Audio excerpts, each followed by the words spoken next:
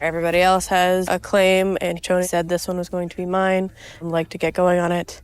Until I get Beets to talk to me, I can't really put a plan in place. Kevin's got his own setup on Scribner. He even gave cousin Mike more responsibility watching the plants out in the Indian River.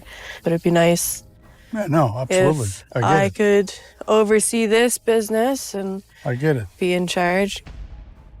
Monica Beets just made the boldest move of her life.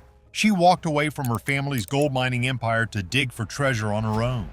While others built their own fortunes, she felt stuck, always following someone else's lead. Was it time to break free and chase the gold on her own terms? Tune in, because what happens next made all the crew members start working together to undermine her. A new gold rush in the family. For years, she had been promised a shot at running her own claim. Mike had his setup on the hill, Kevin was doing his thing at Scribner, and even cousin Mike had responsibilities at the Indian River site. Meanwhile, Monica kept getting put on the back burner. Her father, Tony Beets, had uncovered a promising patch of land years ago, but it was left untouched. Why? Because Tony never got around to mining it himself. But if the gold was really there, why should it sit there collecting dust? Monica saw an opportunity, and she wasn't going to let it slip through her fingers. Before we dive into this, one thing is certain. Monica's decision will uncover a truth her family never expected, and this won't be the only thing that will leave everyone stunned. The plan wasn't perfect, but it was a start. The Moose Creek TRL needed repairs, and the wash plant that had been sitting idle for years had to be moved. It was a logistical nightmare, but Monica knew it had to be done. The problem? Tony had his own ideas about what was important. No matter how much Monica pushed, her project never seemed to make the priority list. Tony only cared about what was right in front of him, and if something didn't fit his vision, it got tossed aside. Monica had faced so many challenges, but she refused to give up. Every time she thought things were finally going to work out, something got in the way. She had been waiting for the pump so she could finally start her own cut, but Tony and Mike had other plans. They found a new spot with gold, and just like that, they forgot everything else. That was how Tony had always been. If he saw something valuable, he chased after it without a second thought. Monica stood there watching as her project was pushed aside again. It was frustrating. No matter how hard she worked, how much she planned, or how patient she tried to be, it never seemed to be enough. She had done everything right. She had learned the business, listened to her father, followed his rules, and still she was treated like an afterthought. She had spent years proving herself, but respect never seemed to come. Every time she got close to running her own operation, something held her back. It felt like she was stuck in the same place, waiting for permission that would never come. She didn't want to fight for every little thing anymore. She wanted to make her own choices, run her own mine, and stop waiting for someone else to tell her when it was her turn. But Tony was not ready to let go.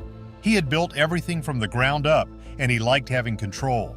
He wanted to be the one calling the shots, deciding who got what, when, and how. Monica saw that now. She had spent so long hoping things would change, but they never did, and she knew why. Tony wanted her close, but only on his terms. He didn't want her to be completely independent.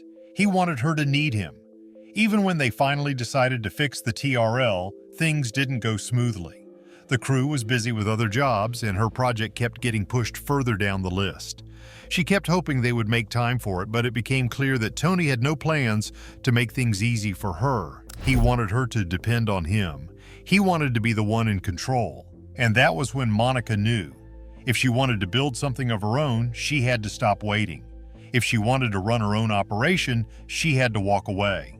It was a hard truth to accept. She had spent her whole life in the business, working under her father, following his lead. She had learned everything from him, but now she was seeing things differently. If she stayed, she would always be second to whatever Tony thought was more important. If she left, she could finally take charge of her own future. Mining was all about risk, and Monica had never been afraid of that. She had worked in the harshest conditions, dug through frozen ground, dealt with broken equipment, and still kept going.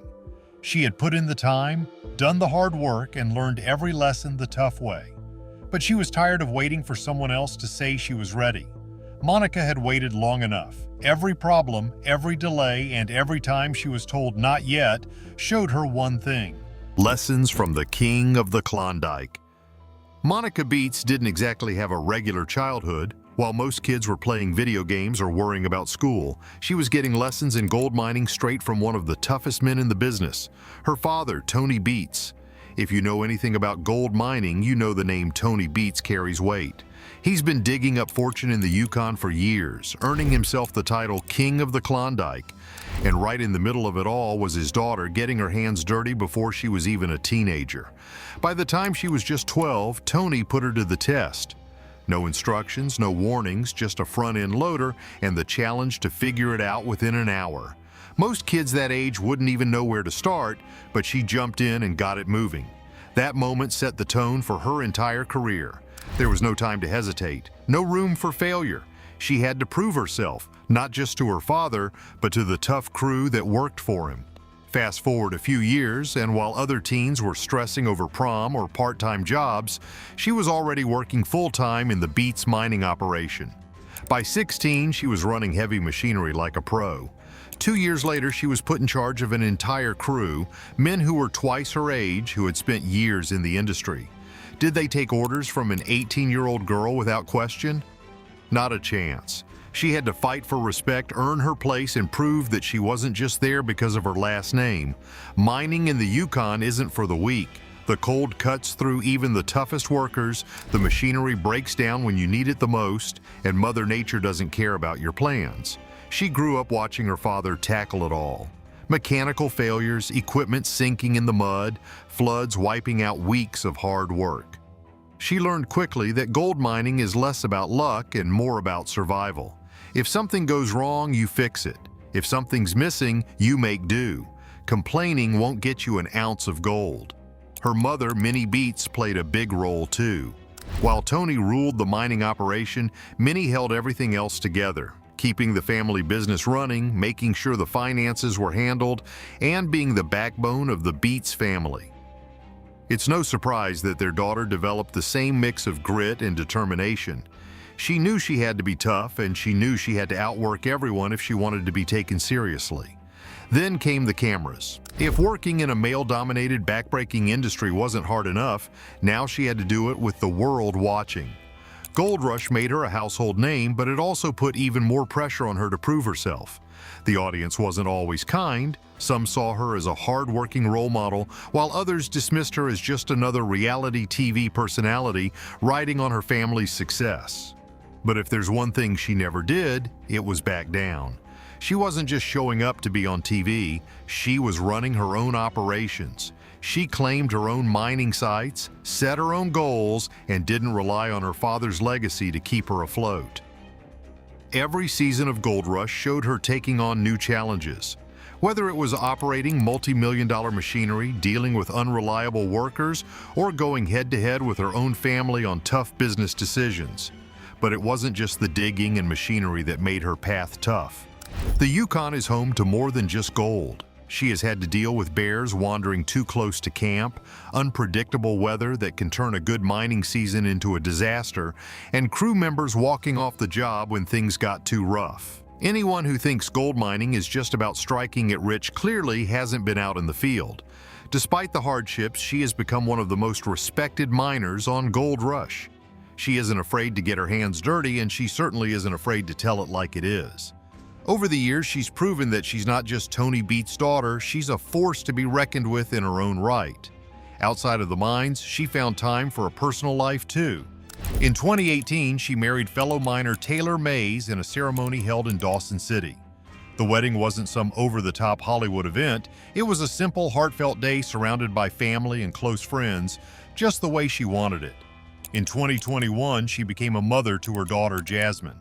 Unlike her life in the spotlight, she keeps her daughter's life private, only sharing a few pictures here and there on social media. Despite all her accomplishments, her story isn't about having it easy. It's about proving that grit, determination, and a refusal to back down can get you far, even in a business where very few women make it. She's faced skepticism from the industry, pushback from those who doubted her, and the relentless challenges that come with mining in the Yukon. And yet she's still standing, still mining, and still proving that she belongs. Before Tony Beets became a big name in mining, he was just a farm boy with nothing but hard work, a dream, and the will to build a better life. From Dutch farms to Yukon gold. Tony Beets wasn't born into luxury, that's for sure. On December 15, 1959, in a small Dutch village called Weidens, he came into the world where hard work was a way of life. His family ran a farm, and like it or not, he was put to work early. By the time he was 7, the family packed up and moved to Friesland, another rural spot where life didn't get any easier. There, he spent his days helping with farm chores and figuring out how to fix machines long before most kids even knew how to ride a bike. Then came the real test. When he was just 15, his father suffered an accident so bad that he couldn't work anymore. That meant the teenager had to step up. No choice, no excuses. Suddenly, he was in charge of grown men, handling responsibilities that would have made most kids buckle under the pressure. But he thrived. He learned fast, made tough calls, and handled things like someone twice his age. This wasn't just about survival, it was about building the mindset that would later turn him into one of the toughest miners in the Yukon. By the time he hit 20, he knew there was nothing left for him in the Netherlands. Farming was fine, but it wasn't enough. He wanted more. Money, opportunity, a future that didn't involve scraping by. So in 1980, he packed up and moved to Canada. First stop, Salmon Arm, British Columbia.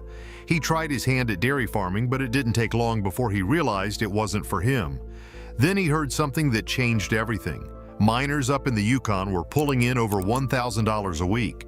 That was more than enough to make him forget all about cows and milk. With nothing to lose, he set off for the Yukon. But it wasn't like the gold was just sitting there waiting for him. He had to start from scratch, barely speaking the language, working long hours on construction sites just to get by. The cold, brutal, the work, backbreaking. But he wasn't the type to quit. Little by little, he got a feel for things and worked his way into the mining world. His first gig in gold mining, running machines for someone else's operation. He put in the hours, learned every trick in the book, and proved himself. By 1984, he was done taking orders and decided to strike out on his own.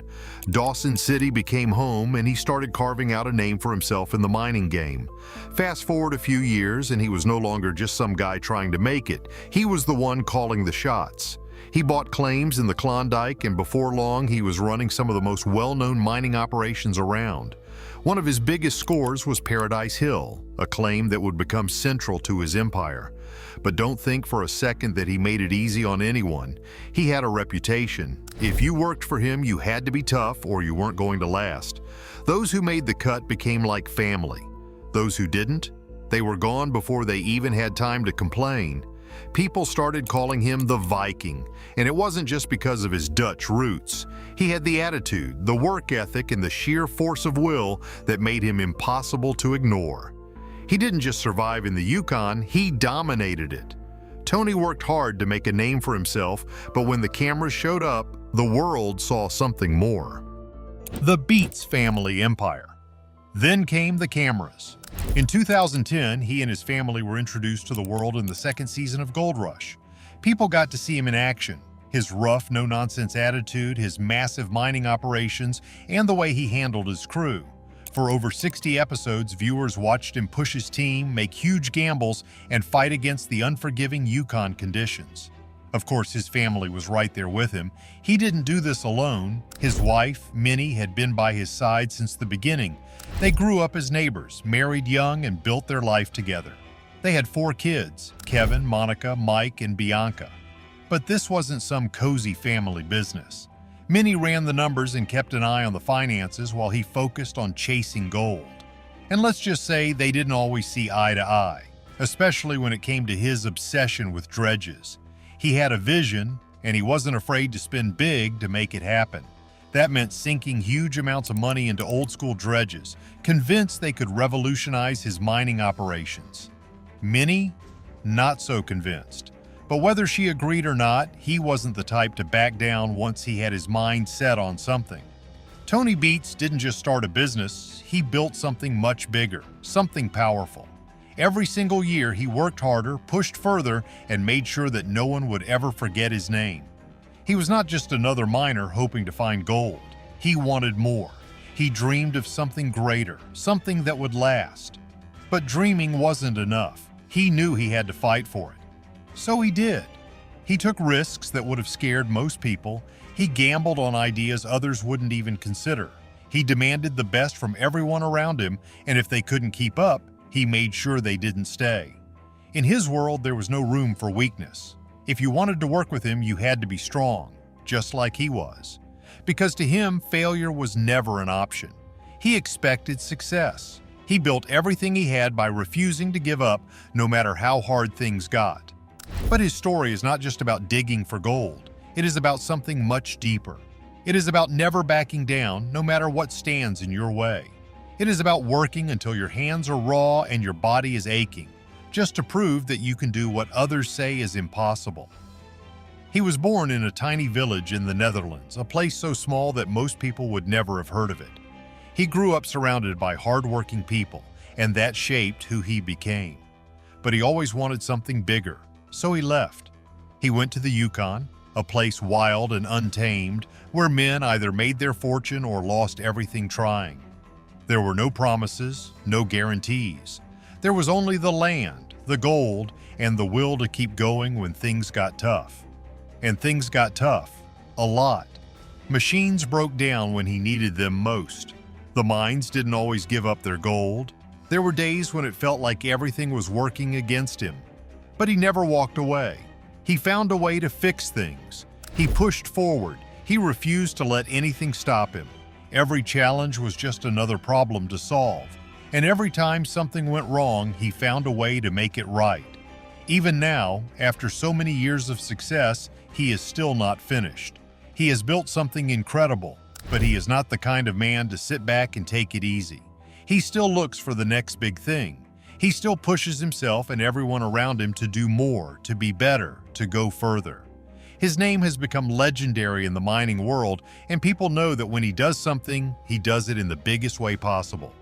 Is Monica Beets making the right choice by leaving, or is she risking everything for a dream that might fail? Tell us what you think, and remember to like and subscribe for more.